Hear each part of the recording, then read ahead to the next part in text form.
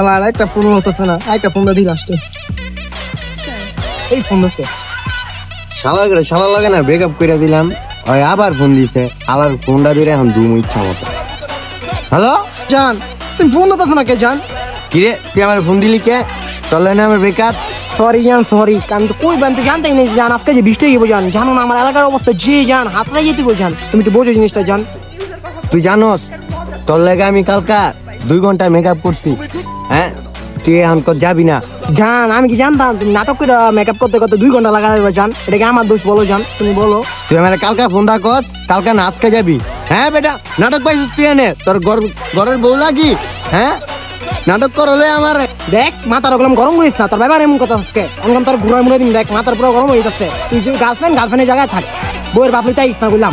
তোর লগে আজকে তো আমার ব্রেকআপ। তুই আমার আর ফোন দিবি না। তুই যদি ফোন দেস তাহলে তোর ব্লক করে দিমু, কথা যাতে মাথায় সেফ থাকে। তোর ফোন দিলাম না, তুই কি কালির ঘরের কালি? তোর মেকআপ আর বেকআপ তুই দুটোটা তোর কাছে রাখ, যা। তুই আমার আর ফোন দিবি না, যা।